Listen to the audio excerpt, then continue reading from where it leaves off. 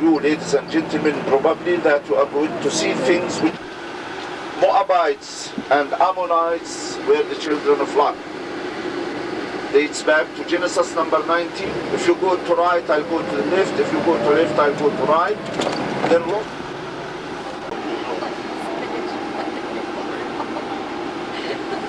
To BC, the southern kingdom, the kingdom of Judea, were destroyed by the Babylonians, King Nebuchadnezzar, in the year 584 BC.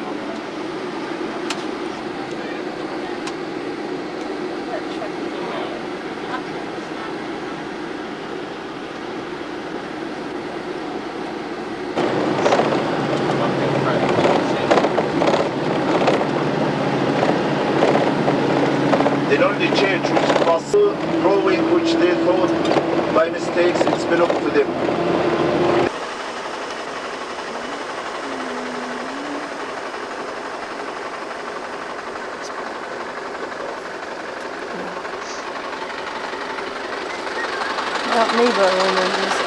Right down the Dead Sea over here, you can't see it too good, but that's the Dead Sea right down there where you see the one big white building down to the bottom. That's a big hotel down there. That's the Jordan Valley. What's our mountain to the right here? This is the mountains of Gilead, the southern part of Gilead Mountains. Mountains of Gilead. We'll come closer tomorrow morning when we drive. Yeah, see, we'll be driving right down that valley, right down that road you see, going right into Jericho. That's real easy. Moses buried right over there somewhere. Gudrun, is she coming? Huh? Something. Okay, with just those two, right? That must be the representation. Okay, what? In John 3, chapter 13. Is the oil in your lamp gone, or is it almost gone? God has given us promises. He has shown us a glimpse of His promised land to come in His world. He has and is doing His part. Are we doing our part? Are we going forth and conquering? Are we claiming what is promised to us? Or are we too comfortable where we have been for the past 30, 40, or 50 years? Are we hanging on to the past or to the memories of the past? Let's quit dwelling on how the church used to be and realize that if things were as they should have been, that God would have increased and multiplied it. Let's let go of condemnations and man-made laws for the church. God delivered us from those deserts. Why do we want to go back in them? Let's get our mind on the true gospel and our sights on the promised land and go forth and conquer and claim what is ours. And let's glorify God and remember Him in all of our actions and in all of our days. Let's let God have His way and let Him have all of our ways, and always remember He created us for His benefit. You know, there's several places that they claim the ark could be. And these are the three places that they claim the ark is hid. Number one, under the Temple Mount. It could be buried down there. Number two, it talks about Jeremiah bringing many of the treasures to Mount Pisgah.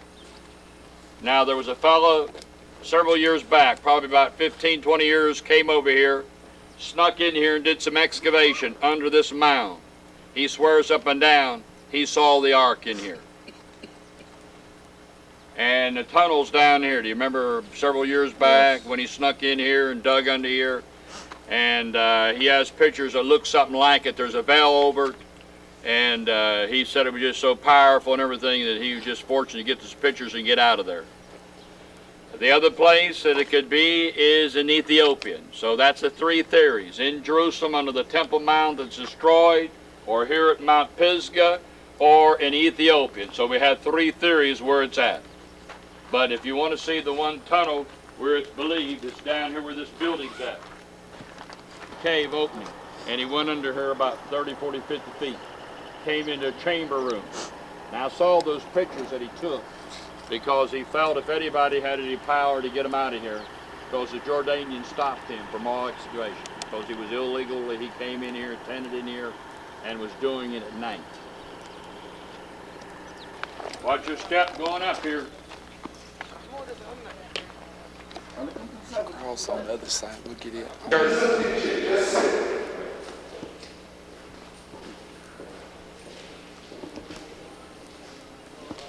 You're going to see the original floor. What kind of stones are these? That alabaster? Marble. That had to be It's the original floor of the old church by the temple. I mean, boy, you're looking at some stuff. That's marble shipped in. It doesn't grow here. Come on up here.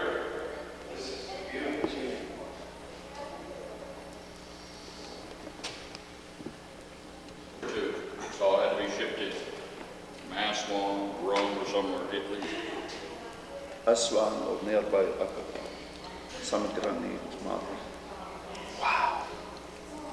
This is great. All right, go ahead. So, ladies and gentlemen, we are in the Church of Memorial of Bosas, which it was excavated by the Franciscans. Here they found some tombs, and it said originally it was a Roman temple. This part, this is the oldest part of the church. The Etheria by the nun came from Belgium. She saw this part. So probably this is the old. In front of us you can see that's the baptized, where the people used to be baptized. Then it was allowed for them to go into the church. It's a cross form. On each side there are steps. So they go down to be baptized and back to the church. We can see these inscriptions telling us the people called Abbot who gave money to make these nice mosaics for God and for Jesus in the time of the bishopric of Madaba Sergius, 6th century AD. We can see the 4 rows of pictures. The first row over there, we can see a man, he's fighting a lion in order to protect his cow. And another Roman or Byzantine soldier with his uniform, he's fighting a lioness. On the second row of the pictures, we see 2 hunters on their horses with their salukis. One is hunting a bear. It looks like an elephant, but it's a bear, not an elephant. And the other one, he's hunting a wild boar. Wild boar, yeah. On the third row, we can see a shepherd sitting in the shade of one of the trees on one of the stones, and he's watching his goats and sheep. They are eating their food. And here we see a Negro leading an ostrich, and very beautiful lady with his earrings, with his coat, with his hat. She's leading 2 animals. One is zebra, the other one a camel or a dromedary. Cross form here and another inscriptions. Now in that time they decorated their houses, their temples, their churches by mosaics.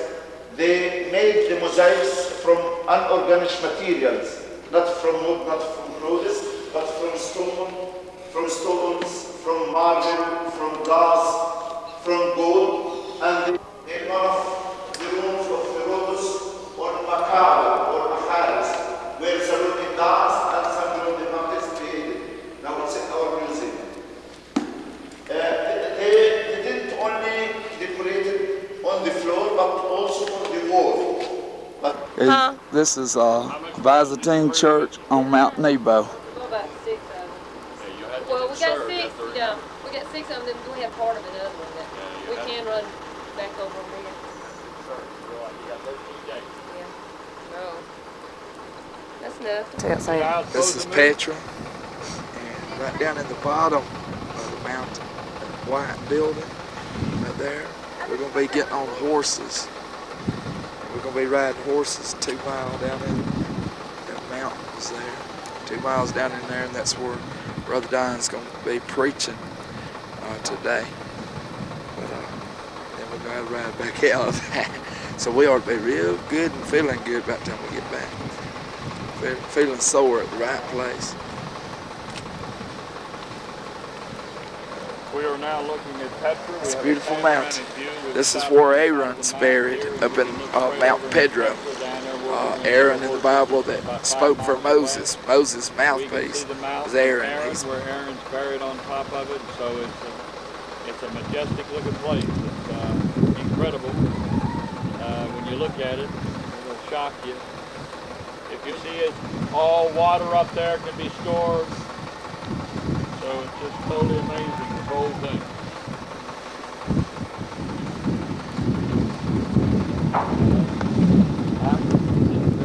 Aaron's buried up there on the left mountain. That's Mount Hor.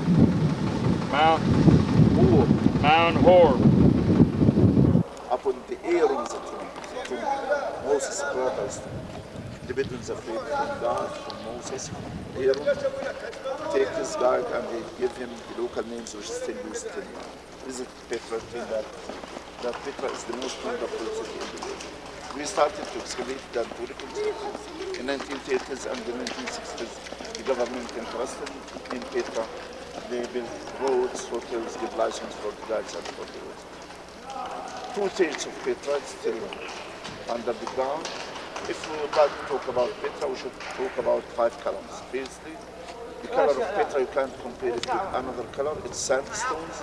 Secondly, it's full of secret things. Nobody knows exactly whether it's a temple or a tomb, as example. Thirdly, the Nabateans, they founded a commercial state. They didn't surround it with a wall, but they controlled the old caravans roads. Number 4, when they chiseled from up to down. If you measure the angle degree, it's 45 degrees. So the whole area is carved on this degree. Number 5, from the old Nabateans inscriptions were the Hebrew and the Arabic inscriptions.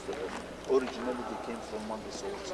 They called it the treasury because the Bedouin, they thought that Pharaoh of Egypt saved his treasury up from that jar. They came here and shooted the jar, expecting money. They got nothing.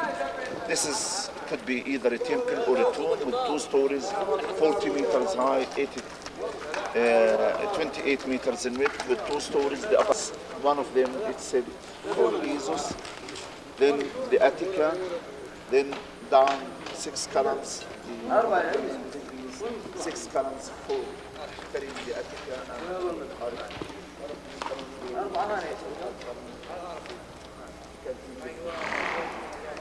you go inside.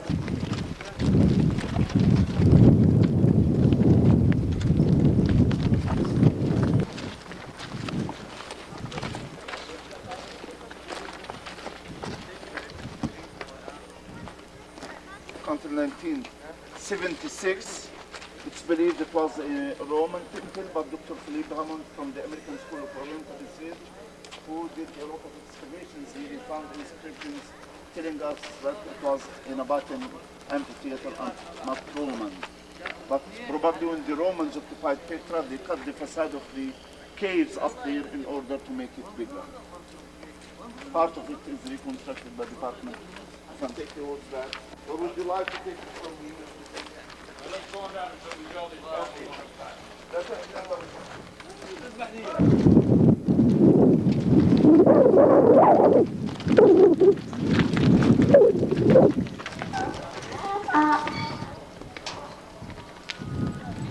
This is still part of the temples.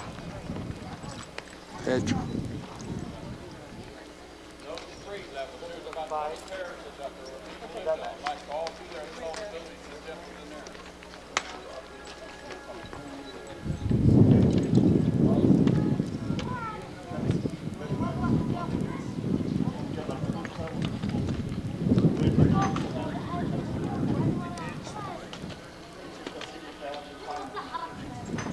Back, and we'll go all the way back to the station, then to our bus, and go back to our hotel.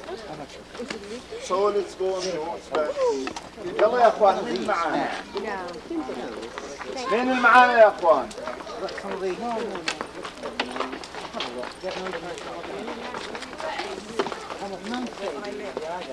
My fellow, my guy had my horse.